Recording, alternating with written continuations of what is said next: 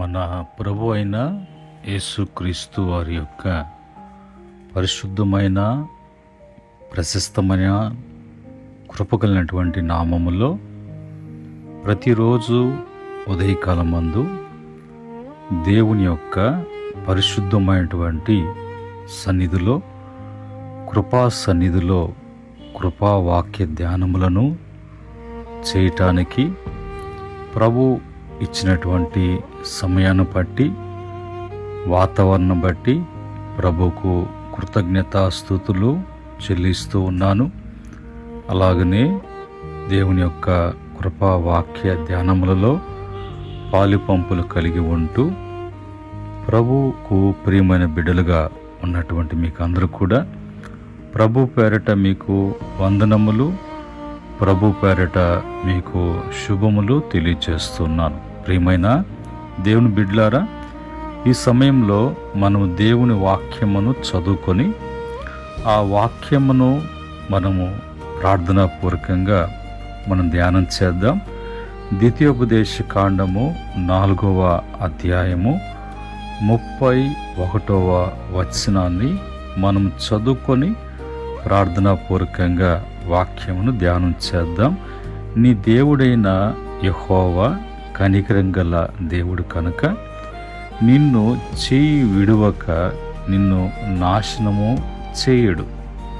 తాను నీ పితరులతో ప్రమాణము చేసిన నిబంధనను మర్చిపోడు. మా ప్రేమగల ప్రియ పరలోకపు తండ్రి, పరిశుద్ధుడా మీకు వందనాలు. తండ్రి, వాక్యాన్ని దీవించండి.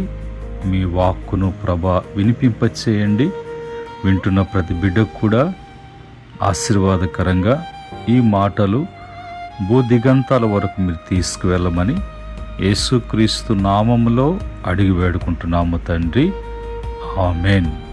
ప్రియమైన దేవుని బిడ్డలారా, ఈ సమయంలో మనం చదువుకున్నటువంటి దేవుని వాక్యములో దేవుడు ఎవరు అంటే దేవుడు కనికరం కలిగినటువంటి దేవుడు, దేవుడు ప్రేమ కలిగినటువంటి దేవుడు, దేవుడు కరుణ కటాక్షమును చూపించే దేవుడు, దేవుడు దయగలిగినటువంటి వాడు, దేవుడు కనికరం కలిగినటువంటి వాడు, దేవుడు ఎప్పుడు కూడా భూమి మీద కృప చూపించేటువంటి దేవుడిగా ఉన్నాడు. అలాంటి దేవుడు కనుక ఆ దేవుడు ఎప్పుడు కూడా నీ చెయ్యిను విడిచిపెట్టడు. ఆయన నీ చెయ్యిను విడిచిపెట్టకుండా, ఆయన నిన్ను నాశనము కాకుండా, నాశనము చేయకుండా తాను నీ పితరులతో, మన పితరులతో ఏమైనా ప్రమాణం చేశాడు, ఎందును గురించి ప్రమాణం చేశాడు, ఏమి చేస్తానని ప్రమాణం చేశారు, ఏమి ఇస్తానని ప్రమాణం చేశారు, ఏమి జరిగిస్తానని ప్రమాణం చేస్తారు. మనకు రానున్న దినాల్లో మనం ఆయన చిత్తములో మన జీవితాల్లో గొప్ప నెరవేర్పులేంటి అని తెలియచేశాడు. అవన్నీ కూడా, ఆ నిబంధనలన్నీ కూడా, ఆ వాగ్దానాలన్నీ కూడా, ఆ ప్రమాణాలన్నీ కూడా ప్రభు చేయటానికి ఆయన ఇష్టపడుతున్నాడు. ప్రభు సిద్ధముగా ఉన్నాడు. ఇది మనం తెలుసుకొని ఆ విధంగా మనము నడుచుకున్నట్లయితే, ఆ విధంగా మన జీవితాలలో మరి దేవుని చిత్తానికి మనము అప్పగించుకున్నటువంటి వారంగా ఉన్నప్పుడు మనము ఆ కార్యాలని చూడగలం. ఈరోజు మనము ఒక వాక్యాన్ని ఇందులో తీసుకొని మనం ధ్యానం చేద్దాం. ఆయన నిన్ను చెయ్యి విడువడు, నీ చెయ్యి విడువడు, ఆయన చెయ్యి విడిచిపెట్టేటువంటి వాడు కాదు.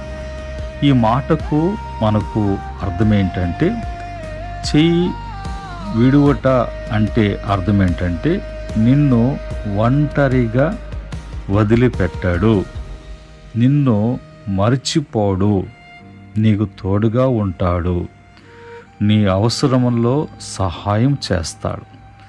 కనుక ఆయన ఎందుకు విడిచిపెట్టాడు, ఎందుకు నీ చేయి పట్టుకుంటాడు అంటే, విడిచిపెడితే ఒకవేళ నీవు మరి లోక ఆకర్షణలో కానీ నీకు వింతగా కనిపించి కనిపించేటట్లుగా చేసేటువంటి కొన్ని కార్యక్రమాలు కానీ అందులోకి నువ్వు వెళ్ళి పాడు కాకుండా, అందులో పడిపోయి పతనం కాకుండా దేవుడు ఆయన నిన్ను విడిచిపెట్టకుండా చేయి పట్టుకొని నడిపించే దేవుడిగా ఉన్నాడు.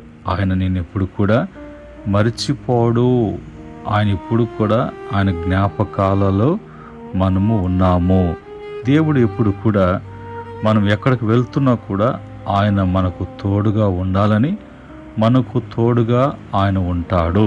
ఉండటమే కాకుండా మన యొక్క అవసరములన్నీ కూడా దేవుడు తీర్చడానికి, మన అవసరతలు మనకంటే దేవునికే ఎక్కువగా తెలుసు.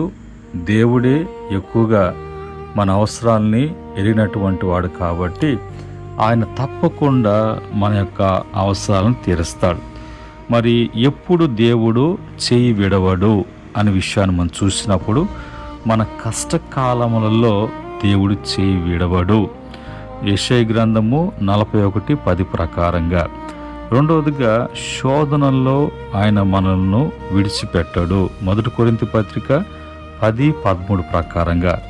అనారోగ్యములలో, ఒంటరితనములలో, శత్రువుల మధ్య, మరణ ఛాయలలో దేవుడు మనలను విడిచిపెట్టేటువంటి దేవుడు కాదు. ఇది కీర్తన 23:4 ప్రకారంగా. గాఢాంధకారపు లోయలో నేను సంచరించినను ఏ అపాయమునకు నేను భయపడను అనే భక్తుని యొక్క అనుభవాన్ని బట్టి ఈ విషయాలు మనం తెలుసుకోవాలి. ఎందుకు విడవడు దేవుడు, విడిచిపెట్టడంటే, నీవు ఆయనకు సొత్తు, ఆయన నీకు తండ్రి, నీవు ఆయనకు బిడ్డవు కాబట్టి, ఆయన ప్రేమ శాశ్వతం కాబట్టి, ఆయన మాట తప్పనటువంటి వాడు కాబట్టి నీ చెయ్యను ఆయన విడిచిపెట్టేటువంటి వాడు కాదు. చెయ్యి విడవకపోవటం వలన మనకు కలిగేటువంటి ప్రయోజనాలు ధైర్యము, సమాధానము, ఆశ, విజయము, ఆత్మీయ బలము మనము కలిగి ఉంటాం. కనుక ఈ ఉదయకాలం మందు మన దేవుడు చెయ్యి విడవనటువంటి దేవుడు. ఎందుకు, కారణము, ఎప్పుడు, ఎలాగా, ప్రయోజనము తెలుసుకున్నాం. ఈ మాటలను బట్టి ప్రభు ఎప్పుడు కూడా తన చేయి పట్టుకొని నిన్ను నడిపించి అన్ని విషయాల్లో నీకు తోడుగా ఉండి ఆయన నీకు ధైర్యంగా ఉండటానికి, విజయం కలిగి ఉండటానికి, ప్రభు కొరకు ఈ లోకంలో నీవు బలముగా వాడబడటానికి ప్రభు యొక్క సహాయము నీకు అందించబడునుగాక. ఆమేన్.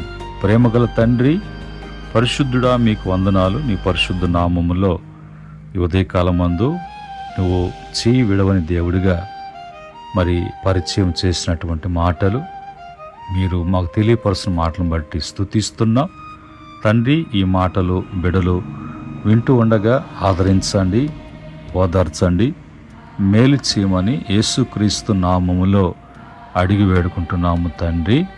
ఆమేన్.